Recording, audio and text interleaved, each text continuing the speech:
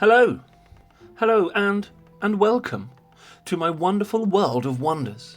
I've got all my wonders in a nice little row here, because the plan today is to go through each of the wonders at each age and pick them apart and look at which ones are best. And I'm going to put timestamps in the description below, so rather than having to watch through and listening to every single one. Let's say you're Atomic Age and you want to know what's best in Atomic Age, then you can go straight to it. So let's get straight into it. And at Bronze Age, you have the choices of Acropolis, which is what I've got here. And Acropolis, it gives you bonus health to defenders and minus defender spawn time. Essentially, for defenders, for everyone, Acropolis is pretty much the go-to wonder at Bronze Age, because it gives you that defender spawn time reduction and defender health increase. And whether or not you're a defender, the trouble is at Bronze Age, there's not really much else to choose from. You've got Pyramids, which gives you a boost to your nearby farms, and well, there's no need for that. Stonehenge means you can get bonus gold every time you can collect from a caravan, which again, it's just not needed. And then Hanging Gardens, again, means you get more fruit from your trees and gold mines, which is not needed. Maybe when the game was first released and looting wasn't as effective as it is now, because they've massively increased the domination bonuses and the amount of loot available. When the game was released, I imagine that these might have been quite useful because the amount of stuff that you could loot wasn't very much. But nowadays, forget those. In the Bronze Age, Acropolis is the one that you would want to go for. Moving up to the Classical Age then, you have the choice of Forbidden City. It's forbidden. You also have a choice of the Colosseum, Terracotta Army, and Notre Dame. Now there's a lot more to choose from here, so let's start with talking about Forbidden City. Forbidden City acts as a second town centre during combat, which basically means that you can't get your town centre sniped. They have to also kill the Forbidden City to get the star for destroying your city centre. So as a defender, Forbidden City is a must-have. If you're building defence and you want to be a defender, Forbidden City is the way to go. Highly rated. The other options though, we have the Colosseum, and Colosseum for offensive players is again almost probably one of the must-haves at this age, because as an offensive player, it doesn't matter if you get destroyed in World War. You're an offensive player, your job is to take out other players, and therefore you want everything available to you to do that. And the Colosseum gives you a special tactic called Strength of the Gladiator, and that essentially buffs your troops within the area 150% or something crazy like that. So it can be really useful when you're attacking. Another one that is used by some players because it gives you an extra army you can use is the Terracotta Army. Now I can't say I've ever personally used it, but Terracotta Army, again, something I have seen used for offensive players, but if I had to choose between the two, I would choose Colosseum personally. Then there's Notre Dame, which gives you a reduction in the cost of library technologies and unit upgrades. So yes, it's good, but really I think most people that play this game, I would imagine, are people that want to do well in wars and attacking and all that sort of stuff. So Notre Dame is more for maybe if you're a farming player and you're just wanting to reduce, but to be honest, you can get reductions in upgrade costs from your museum. So basically we're going to ignore Notre Dame, and your choices are Terracotta Army, which is good for offense, but really, I would say Colosseum is probably your go-to for offense because of that gladiator power. But the Forbidden City, it's forbidden, although it's not, because if you're a defender, you definitely want this one, because as I said, it's a must-have to stop you from getting town centre sniped. Right, moving on to Gunpowder Age. Oh, hello, steady on. So Gunpowder Age, you get a choice of Versailles. You get a choice of the Temple of Tikal, Angkor Wat, or the Taj Mahal.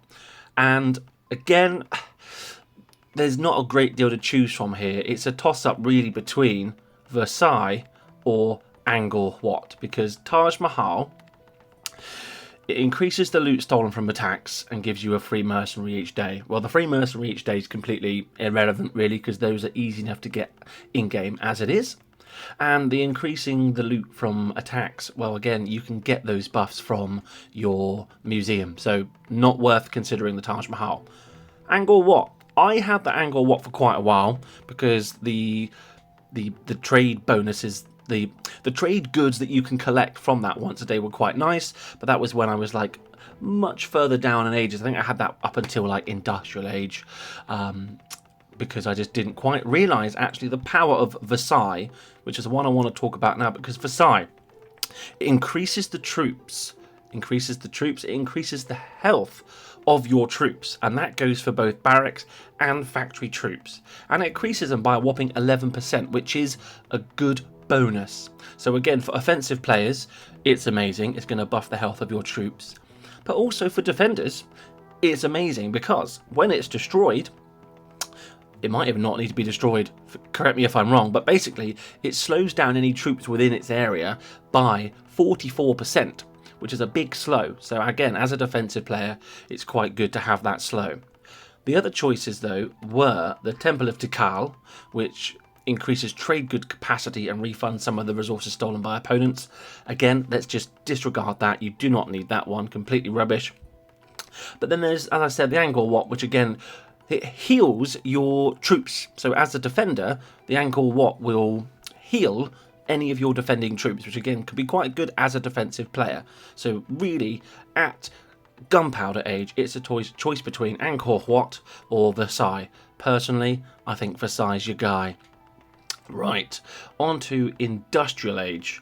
We have a choice, and we have quite a lovely choice here of the Brandenburg Gate, the Statue of Liberty, the Eiffel Tower, or the Kremlin. Now, again, this is going to depend on whether you are an offensive player or a defensive player. So, Brandenburg Gate, probably one of the best wonders for offensive players because it gives you the blitzkrieg tactic, which is so powerful that essentially disables all defender producing buildings for I can't remember how long, but a fair amount of time. I want to say like 10 seconds or so. I'm going to have a look now. I've got the wiki right in front of me. By the way, if you do want any more information on any of these, there is a website called DomiNations Wiki, which is really good. Right, how long does it stop for? It says 14 seconds, so that is a massive pause essentially on defensive spawning buildings, and also buffs the damage of your factory troops. So a really good one to pick up in Industrial Age for offensive players. Also though, you have a choice of the Statue of Liberty, which for offensive players who are specifically using like airstrip troops for the basis of their army, so fighter attackers or bomber attackers, this will increase the damage of your airstrip troops. Now, I hear you ask, how much does it increase them by? Well, it increases them by a whopping 20%, which again is a big increase in damage. So if you are using fighters or bombers as like your primary offensive one, which I know that like in a lot of top alliances and quite a lot of people are doing actually nowadays, then this can be really, really good to give you that extra damage. The other choices are the Eiffel Tower, which again, let's disregard that. Absolutely trash. You do not need to worry about the Eiffel Tower. The other option though, if you are a defensive player, is the Kremlin.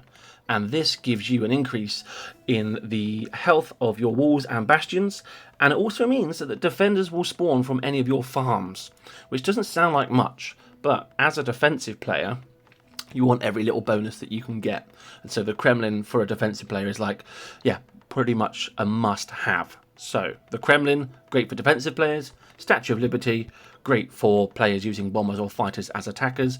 And the Brandenburg Gate, just great for basically anyone using commandos and zooks, or commandos and infantry, should I say, or Lego for their attacks, because again, it gives you the blitzkrieg strategy, which is really, really good. Right, moving on to our next set of wonders. In the Atomic Age, you have access to the, the Space Needle.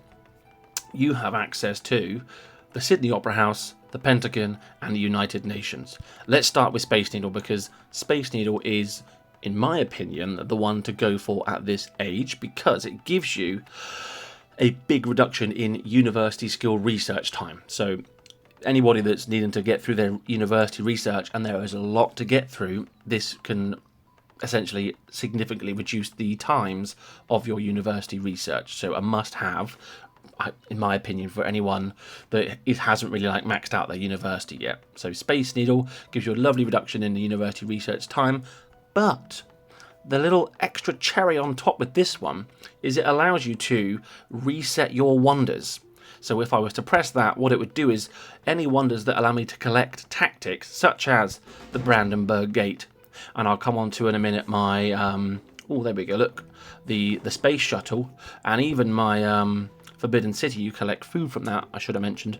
There, the Space Needle allows you to reset those wonders, which means, and I've done this many a times, after attack, if you then forget to take back the tactics from the Brandenburg Gate or the space shuttle, and you come to do your next attack and you think, oh Christ, it's not available, I've got to wait 12 hours for it to come back, press reset wonders, and hey, there you go, problem solved. So Space Needle, really, really good choice at Atomic Age. Other options though, Sydney Opera House, nah. Extra Citizen, not really needed anymore. And again, the Expedition return time, not really one that's significantly better than what the other ones at this age have to offer. Pentagon then. So, again, for defensive players, sorry. This allows you to assign an extra general on defense, which is very nice if you're a defensive player. So Pentagon for defensive players is pretty much like a must-have. United Nations, again, for defensive players is quite a nice one to have because that deploys a peacekeeping force when destroyed. However, I believe most defensive players, and again, correct me if I am wrong, I'm quite new to the defensive game. Yeah, Pentagon is the choice to go for defenders for that extra general on defense. But for me, I'm still researching in my university, and I quite often forget to collect my tactics, so the Space Needle is what I am using currently. Right, on to Space Age. In the Space Age, you get access to Space Shuttle, you get access to the Lotus Temple, the Unis Sphere, and Very Large Array. Lovely name for a wonder, that one. So, Space Shuttle. I'm going to put it out there, for an offensive player, Space Shuttle is a must-have because it gives you the SAT scan tactic. And what that essentially does is disable any traps within a certain location. In a big location area, it's 15 tiles by 15 tiles. It's a must-have for offensive players. So Space Shuttle, pick that one up, use that one if you are offensive player. If you are a... where is it? No, I think actually all of these are... Let's have a look. Reduces rally cooldown. No, don't need that one. Generals generates rubies. No, don't want that one. Oh no, sorry, yeah, no, it deploys your... I knew there was one worth considering if you're defensive. So yeah, Unisphere, if you are a defensive player, is the one you want to go for because it deploys your highest level defensive coalition army when destroyed. So essentially, if you're a defender, it deploys a nice big load of defenders to help defend your base. So Unisphere for defense and Space Shuttle if you are offense. That is the Space Age.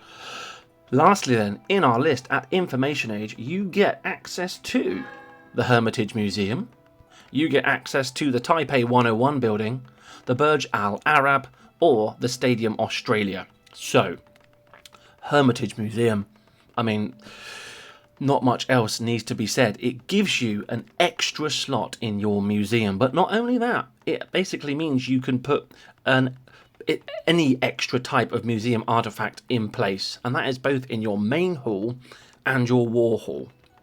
So that means you can add an extra weapon, an extra equipment, even an extra legendary artifact you can equip using the Hermitage Museum. So anybody serious about war, Hermitage Museum is definitely the one that you need because it allows you to massively, increase certain stats within your museum. So a must-have, really, the Hermitage Museum. If you are a farmer and you're not really interested in war, let's say, and you just want to, level up your buildings as quickly as possible, then the other best option at this age is the Burj Al Arab. And no, wait, Yes. Yes, it is. Forgive me. Had a little moment there. Yeah, Burj Al Arab decreases the time it takes to upgrade your buildings for every house that you have within a certain radius of this building. Essentially meaning, and this was low-key buffed recently because the amount of houses available, if we have a little look, I can't remember off the top of my head how many houses you get now. You get 14 houses. That is crazy. So that means if you had the Burj Al Arab active and all your houses within the sort of range of that, it's going to reduce the upgrade time of your buildings by 14%. So if you are looking to just farm your base, upgrade your buildings, Burj Al Arab is a must-have.